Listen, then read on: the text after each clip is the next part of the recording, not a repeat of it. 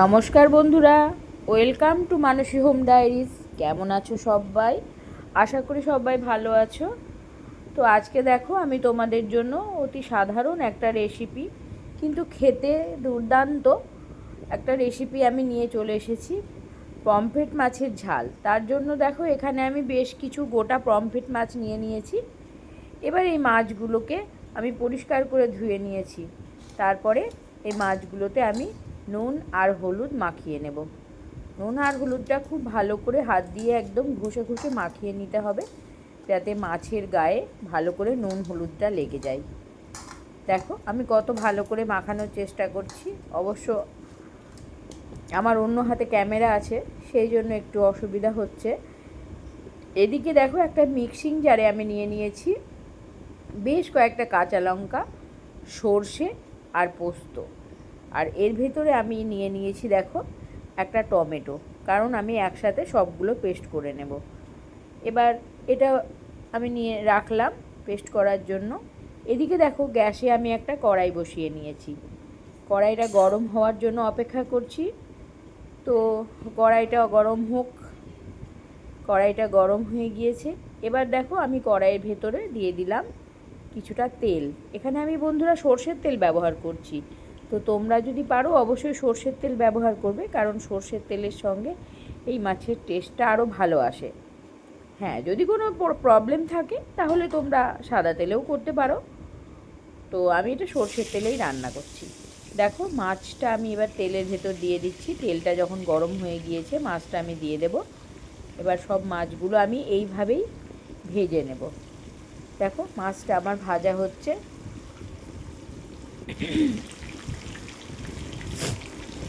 মাছের এক পিঠটা ভাজা হয়ে গেলে আমি খুব আস্তে করে মাছটা উল্টাবো। তার কারণ জানোই তো সমুদ্রের মাছ এগুলো, আর এগুলো ভীষণ নরম হয়।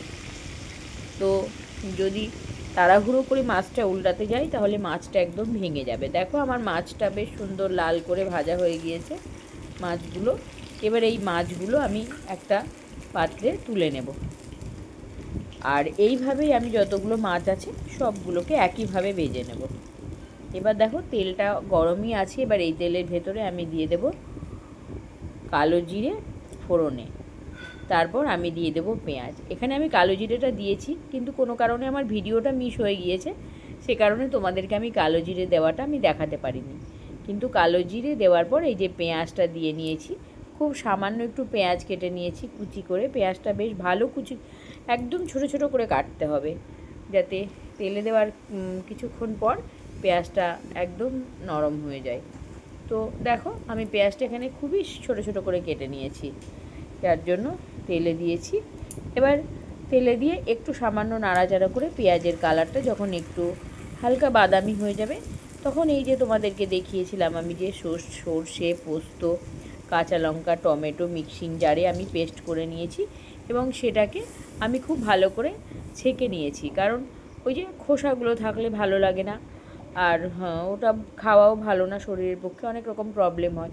সেই জন্য আমি যখনই এই ধরনের কোনো রেসিপি করি আমি এই কাজটাই করি। তো বারবার আর তোমাদের সঙ্গে এটা শেয়ার করলাম না, তোমরা তো জানোই। তো এবার এর ভেতরে কড়াইয়ের ভেতরে আমি একটু হলুদ আর নুন দিয়ে দেবো। এবার হলুদ আর নুনটা দেওয়ার পর দেখো আমি খুব ভালো করে মিশিয়ে নিচ্ছি। একটু মিশিয়ে নেওয়ার পর এবার আমি এটাকে ঢাকা দিয়ে দেবো। ঢাকা দিয়ে আমি মিনিট 5 ফুটিয়ে নেব। এটাকে ফুটিয়ে নিয়ে তারপরে দেখো আমি ঢাকাটা খুলছি। দেখো ফুটছে দেখো। এবার আমি ঢাকাটা খুলে নেব। এবার ঢাকাটা খুলে নিয়ে দেখো আরেকবার একটু মিশিয়ে নেব। মিশিয়ে নিয়ে এর ভেতরে আমি ভেজে রাখা মাছগুলোকে দিয়ে দেব। এবার দেখো ফুটছে আর অনেকটা ঝোলটা কমেও এসেছে। এবার দেখো আমি যে মাছগুলো সমস্ত মাছগুলো এর ভেতরে একটা একটা করে দিয়ে দেবো। আর খুব আস্তে আস্তে দিচ্ছি, তার কারণ ওই যে বললাম মাছগুলো ভেঙে যাওয়ার সম্ভাবনা আছে। আর যেহেতু বাজার থেকে কেটে আনা মাছ, তো আর আমার এই মাছগুলোকে গায়ে এতটাই বড় বড় করে কাট লাগিয়ে দিয়েছে, কাট করে দিয়েছে, তো সেখানে আমার মনে হচ্ছিলো যেন মাছগুলো ভেঙে ভেঙে যাচ্ছে। তো মাছগুলো খুব আস্তে আস্তে রান্না না করলে মাছগুলো একদম ভেঙে যাচ্ছিলো। তো সেই জন্য খুব সাবধানে আমি এগুলোকে করে নিয়েছি। এবার দেখো সব মাছটা দেওয়া হয়ে গেল। এবার এটাকে আস্তে আস্তে একটু ঝোলের মধ্যে ডুবিয়ে দেওয়ার চেষ্টা করছি।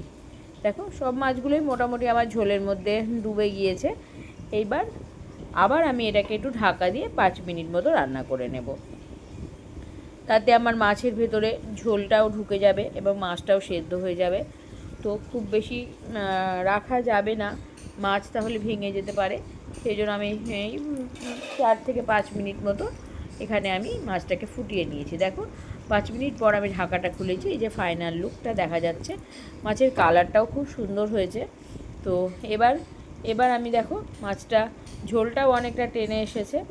তো তোমরা যদি মনে করো এর থেকে কম ঝোল খাবো, তাহলে তোমরা আরেকটু গামাখা করে নিতে পারো, আর একটু ঝোলটাকে মেরে নিতে পারো। আর তোমরা যদি ভাবো যে এই রকমই থাকবে বা এর থেকে কম বেশি, তো সেটা তোমাদের পছন্দ মতো করে নিও।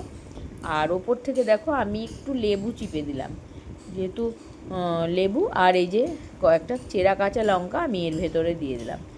এবার দেখো আমি একটু সর্ষের তেল দিয়ে দিলাম, এই যে একটু সর্ষের তেল আমি ওপর থেকে ছড়িয়ে দিলাম। এবার গ্যাসটা অফ করে আমি আবার 5 থেকে 7 মিনিট পর্যন্ত একটু রেখে দেবো স্ট্যান্ডিং টাইম। তো এবার দেখো 5 থেকে 7 মিনিট পর এসে আমি আবার ঢাকাটা খুলে নিয়েছি। দেখো রান্নার লুকটা দেখো কত সুন্দর হয়েছে। তো বন্ধুরা এটা মানে সকলেই জানো এই রান্নাটা আশা করি। তো আমি আমার মতন করে যেমনভাবে করি, আর এই রান্নাটা আমার কর্তামশাইয়ের খুব পছন্দের। তো ও বেশ কিছুদিন ধরে বলছে, তো যাক আজকে ওর জন্যই আমার এই রান্নাটা করা। তো দেখো দেখো ফাইনাল লুকটা আমি পরিবেশন করেছি মাছটা, আর লেবু দিয়ে পরিবেশন করেছি। তো তোমরা এইটা রান্নাটা অবশ্যই একবার বাড়িতে করে দেখবে, খুব ভালো হয় খেতে বন্ধুরা। আর কিচ্ছু লাগবে না, এই একটা রান্না দিয়েই, এই একটা মাছের রেসিপি দিয়েই তোমাদের ভাত খাওয়া হয়ে যাবে। বাড়ির লোক একদম হাত চেটেপুটে খেয়ে নেবে। তো তোমরা অবশ্যই করে খেও, আর আমাকে জানিও বন্ধুরা, প্লিজ কমেন্ট করে জানিও কেমন হয়েছে আমার রান্নাটা। তোমাদের যদি ভালো লাগে তাহলে অবশ্যই আমার পাশে থাকবে, আমাকে আমার ভিডিওটিতে লাইক দেবে, অবশ্যই লাইক দেবে তোমাদের যদি ভালো লাগে। আর আমার চ্যানেলটিকে সাবস্ক্রাইব করে প্লিজ প্লিজ প্লিজ আমার পাশে থাকবে, যাতে আমি তোমাদের জন্য এইভাবেই অনেক রেসিপি আমি তোমাদের জন্য নিয়ে আসতে পারি। এবার তোমরা যদি দেখো আর লাইক দাও, তাহলে আমার ভিডিও করার একটু ইচ্ছেটাও আগ্রহটাও বাড়বে।